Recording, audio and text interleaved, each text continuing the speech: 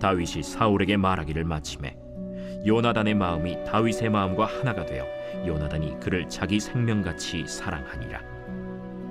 그날에 사울은 다윗을 머무르게 하고 그의 아버지의 집으로 다시 돌아가기를 허락하지 아니하였고, 요나단은 다윗을 자기 생명같이 사랑하여 더불어 언약을 맺었으며, 요나단이 자기가 입었던 겉옷을 벗어 다윗에게 주었고 자기의 군복과 칼과 활과 띠도 그리하였더라. 다윗은 사울이 보내는 곳마다 가서 지혜롭게 행하매 사울이 그를 군대의 장으로 삼았더니 온 백성이 합당히 여겼고 사울의 신하들도 합당히 여겼더라. 무리가 돌아올 때 곧 다윗이 블레셋 사람을 죽이고 돌아올 때 여인들이 이스라엘 모든 성읍에서 나와서 노래하며 춤추며 소고와 경쇠를 가지고 왕 사울을 환영하는데, 여인들이 뛰놀며 노래하여 이르되 사울이 죽인 자는 천천히요 다윗은 만만이로다. 사울이 그 말에 불쾌하여 심히 노하여 이르되 다윗에게는 만만을 돌리고 내게는 천천만 돌리니 그가 더 얻을 것이 나라 말고 무엇이냐? 그날 후로 사울이 다윗을 주목하였더라. 오늘부터 우속해 한 달 시작을 합니다. 오늘 본문의 내용은요, 요나단이 자기의 생명같이 사랑의 언약을 맺고 자기의 겉옷과 군복과 칼을 줍니다. 다윗은 지혜롭게 행해 사울을 군대 장관으로 삼게 되죠. 다윗이 블레셋 사람을 죽이고 돌아올 때 여인들이 이야기하죠. 사울이 죽인 자는 천천히요 다윗은 만만이로다. 이렇게 노래를 부릅니다. 이것을 사울이 듣고 불쾌하면서 그 후로 다윗을 주목하면서 보더라 라는 내용이 오늘 본문의 내용입니다. 오늘 이 본문을 우리가 좀 살펴볼 내용이 있어요. 여기서 중요한 것, 합당히 여기는 삶이 어떤 것인지를 좀 볼 필요가 있어요. 사람들이 세상에 살면서 혼자 살지를 않죠. 만약에 혼자 살면 주위에서 이야기하는 거 들을 필요가 없어요. 또 내 마음대로 하면 됩니다. 왜냐하면 나 혼자 살기 때문에 그래요. 그러나 혼자 살지 아니하고 같이 살죠. 더불어 산다는 것은 나뿐만 아니라 상대방이 있다는 말이기도 합니다. 그래서 같이 살게 될 때는 뭐 최소한 피해를 주지 말아야 되겠죠. 조금 더 나아가서 도움을 주는 삶, 이런 삶이 필요한 거죠. 이걸 다른 말로 표현하면 인정을 받는 삶, 이렇게 말할 수도 있죠. 세상 사람들에게 인정을 받는 사람들은 세상에서 좋아하죠. 또 하나님 앞에서 인정을 받는 사람들은 당연히 하나님이 기뻐하시는 사람이겠죠. 그래서 이 인정하는 방, 합당히 여기는 그런 삶에 대해서 우리가 고민해 볼 필요가 있어요. 오늘 다윗이 골리앗을 무찌르고 난 뒤의 일을 기록을 하고 있습니다. 사울왕의 입장에서는 당연히 다윗 같은 훌륭한 인재를 옆에 두고 싶어 했습니다. 그래서 집에 가지 못하게 하고 자기의 곁에 두게 하죠. 뭐 요즘 말로 이야기하면 뭐 특별 채용 뭐 이런 것 같습니다. 사실 특별 채용이라는 말은 그대로 특별할 때 채용하는 거죠. 그러니 오늘날에도 당연히 CCBB가 있을 수 있어요. 옛날에도 마찬가지였고요. 그런데 다윗은 그렇게 특별하게 채용을 했는데 어떤 일들이 일어나느냐? 5절에 한번 보십시오. 문제가 없어요. 5절 우리 한번 읽겠습니다. 시작. 다윗은 사울이 보내는 곳마다 가서 지혜롭게 행하며 사울이 그를 군대의 장으로 삼았더니 온 백성이 합당히 여겼고 사울의 신하들도 합당히 여겼더라. 자, 백성들도 합당히 여겨요. 그리고 신하들도 합당히 여겼다라고 기록을 합니다. 여기서 합당히 여기다라는 말은 문자적으로 백성의 눈에는 선이 보이다, 선하게 판단했다, 이런 의미가 들어 있어요. 그러니까 사람들이 다윗이 볼 때 또 사울이 다윗에게 일들을 맡기고 또 직책을 줄 때 사람들이 어떻게 하느냐, 긍정적으로, 선하게 긍정적으로 그렇지 당연하지 이렇게 바라봤다는 거예요. 여러분, 우리 주변에도 그런 사람들이 있을 거예요.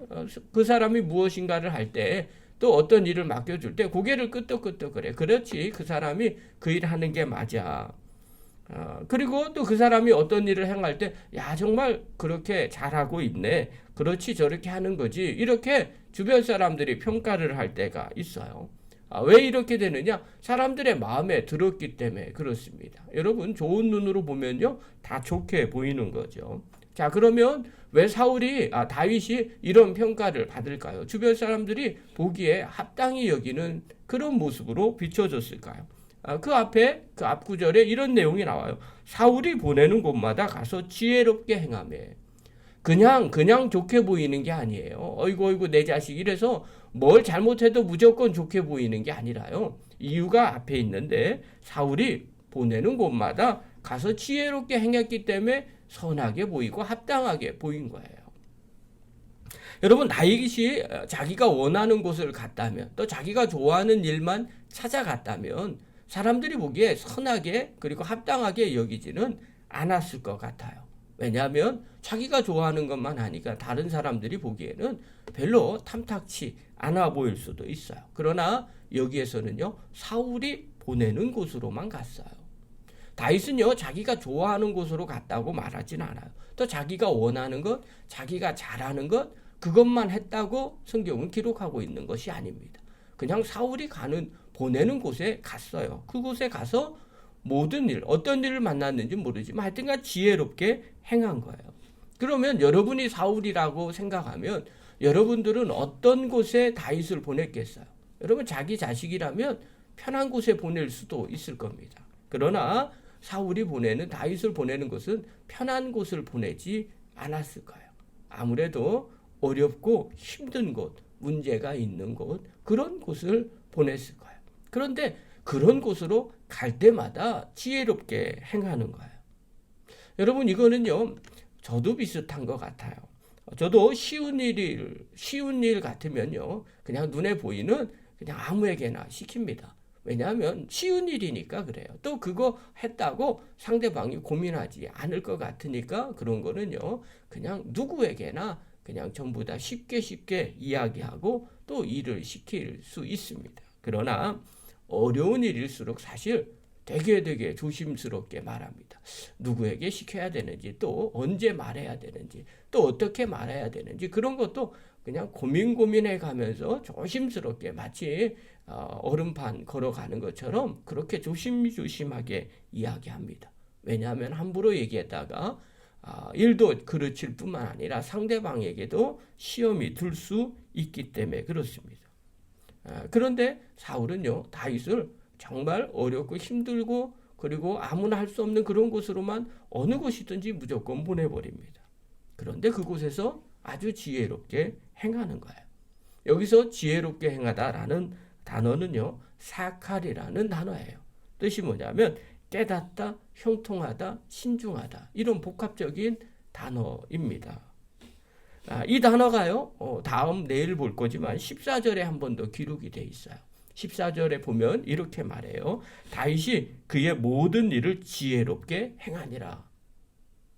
그러면서 그 다음 얘기해요. 지혜롭게 행하는 이유를 얘기하는데 여호와께서 그와 함께 계시니라. 하나님이 함께 하셨기 때문에 아주 지혜롭게 그 일을 행한다는 겁니다. 여러분 이 말은 사울이 어려운 곳으로 다윗을 어느 곳이든지 보냈어요.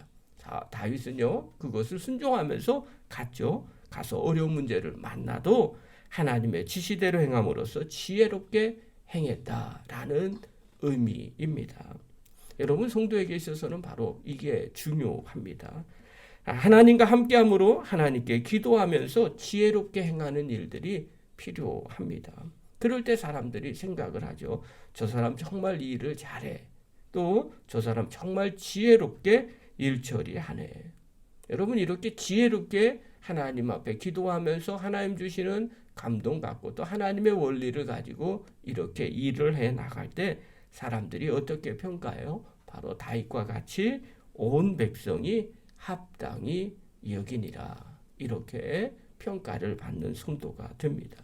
사랑하는 성도 여러분, 또 영상을 보는 귀한 성도 여러분, 우리는 어떨까요? 교회 안에서 성도들이 여러분들을 합당히 여기고 있습니까?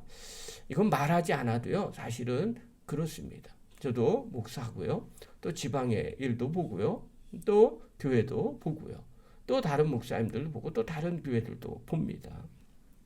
사람들이요, 말은 잘 하지 않아도 나름대로 전부 다 평가를 합니다.